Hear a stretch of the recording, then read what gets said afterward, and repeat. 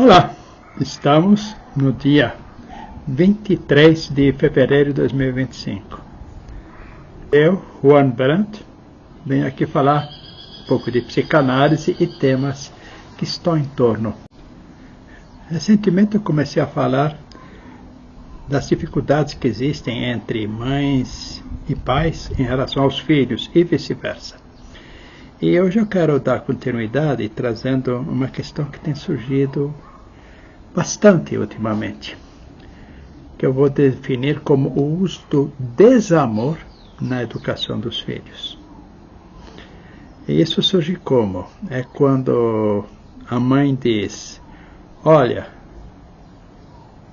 assim, se você fizer isso, eu não gosto mais de você. Ou então uma mãe diz: morri, diz isso para o filho, morri. E ele se dirige a ela e ela não responde, porque, como ela disse, morri. E pais que não abrem mão para estabelecer qualquer diálogo com os filhos, porque estes, na opinião deles, cometeram uma infração grave, que às vezes nem é grave. Mas eles reagem de um modo que exclui o filho das relações. Corta-se o diálogo e surge uma frieza, uma evitação da conversa. O que acontece com esses filhos? A primeira tendência de qualquer criança ou jovem é quando se sente desamado, assim, pela mãe ou pelo pai, é procurar o outro. Se a mãe demonstra desamor, ele procura o pai. Se o pai demonstra desamor, ele procura a mãe. Entretanto, muitas vezes surge um acordo entre os pais, de modo que o filho não encontra apoio em lugar nenhum. E ele cai numa total solidão. Sente-se isolado e desamado por ambos, mãe e pai. Isso adquire alguns agravantes, por exemplo, quando os pais estabelecem uma programação que inclui somente adultos e levam o filho ou a filha, juntos. A criança deve ficar num ambiente que não é o dela e reforça o isolamento. Os pais estão lá se divertindo com seus amigos. E o filho ou os filhos ficam lá isolados. Quando é um sozinho, isso é horrível. Se essa criança, então, reclama ali nesse encontro, ela depois é castigada com mais desamor. Eu não te quero mais, coisas assim. Existem outros agravantes que são terríveis. Olha, do jeito que você nunca vai ser qualquer coisa. Você vai ser um bandido. Você vai ser um perdido. Você não serve para nada. Você nunca vai ganhar dinheiro. Você nunca vai conseguir nada na vida. Essas afirmações terríveis, elas têm uma característica de promessa. Ora, para os filhos, as pessoas que mais saber têm são os pais, até certa idade. Graças a Deus, um dia as crianças acordam. Mas até lá, até acordarem, elas acreditam no que os pais dizem. Então, começa a ser internalizado na imaginação delas que elas realmente farão aquele caminho que eles dizem. Você vai ser um bandido, ele vai ser um bandido. Você vai ser um drogado, ele vai ser um drogado. Você vai ser uma perdida, vai ser uma perdida. Nunca ninguém vai gostar de você. Então vai ser alguém que não vai conseguir obter amor das outras pessoas. São muitas as promessas terríveis em que usam o nunca, o jamais, o sempre. Nunca, jamais, sempre.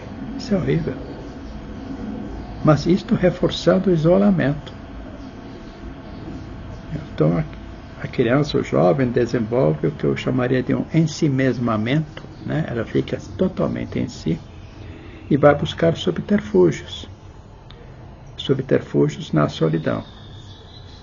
Pode ser que, se ela ainda tiver acesso à internet, ela entre no pior da internet, no pior mesmo. E se tirar o acesso à internet, pode ser que ela faça o pior com o próprio corpo. Então, parece que a nossa sociedade chegou a um ponto em que os pais têm muita dificuldade para lidar com a existência dos filhos. Como que os filhos atrapalham a vida deles. As pessoas querem fazer cada vez mais, alcançar cada vez mais realizações que elas consideram primordiais na vida, que envolvem dinheiro, casa própria, carrão e viagens. E quando olham para os filhos, querem unicamente que ou passe num concurso, que é o caso de onde existe serviço público, como nesta cidade terrível que é Brasília, ou em outras cidades, né? Que seja médico. Os pais adoram que o filho seja médico, né? Aí sai cada médico, meu Deus. Nem que seja feito. O ideal é passar numa universidade pública. Se não conseguir, numa privada dessas mais famosas. Se não conseguir, vale qualquer uma. Porque quer o filho médico. Acham que filho médico é grandes coisas. Coitado. Estão formando, então, médicos frustrados que não sabem o que fazer com a sua profissão. Que não a querem. Queriam, antes de qualquer coisa, de escolher a profissão, queriam ser amados, respeitados. Já temos crianças que nos trazem queixas. Eu só queria justiça. Eles só me julgam. Tem criança de 9 anos dizendo, minha mãe não me respeita. Forte, né? Minha mãe não me respeita. Ela quer que eu a respeite, mas ela não me respeita.